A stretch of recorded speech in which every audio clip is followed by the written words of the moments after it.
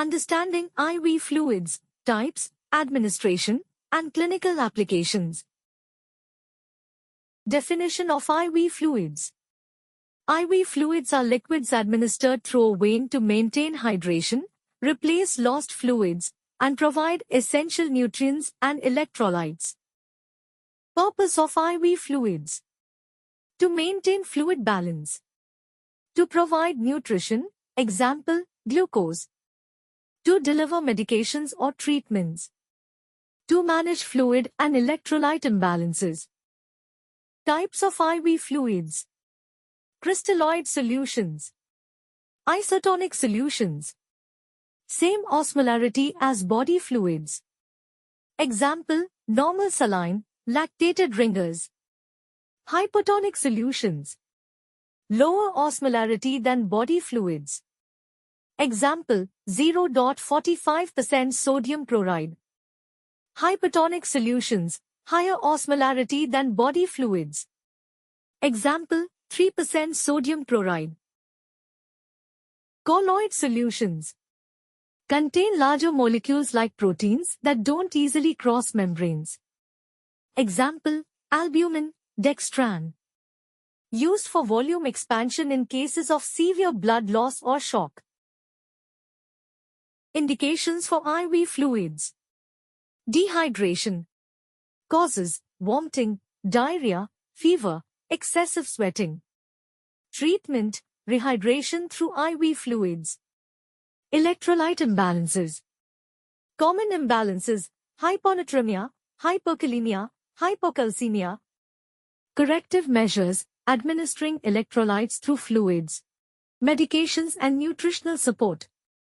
Delivering drugs, example antibiotics, chemotherapy, via IV. Parenteral nutrition for patients who can't consume food orally.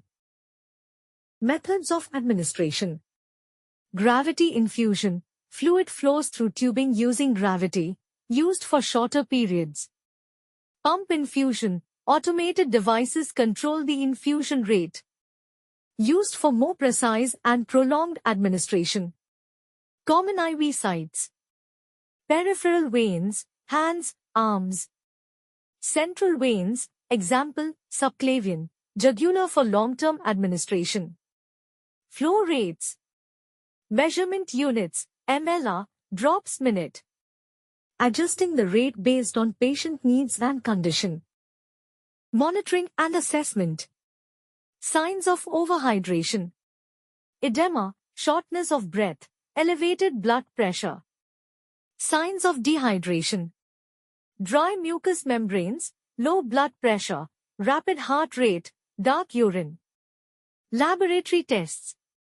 Monitoring electrolytes, blood urea nitrogen, BUN, creatinine, and urine output. Risks and complications: phlebitis, inflammation of the vein where the IV is inserted. Infiltration, fluid leakage into surrounding tissue. Air embolism, introduction of air into the bloodstream, can be life-threatening. Infection, at the insertion site, or more systemic infections, example, sepsis. Preventive measures: proper hand hygiene and aseptic techniques. Regular monitoring of the insertion site and the infusion. Special considerations in IV fluid therapy.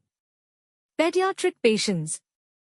Fluid needs differ based on age, weight, and health status. Special care in fluid selection and administration rates. Geriatric patients. Increased risk of dehydration and fluid overload due to aging physiology. Patients with chronic conditions. Diabetes, kidney disease, or cardiovascular conditions may need specialized fluid therapy.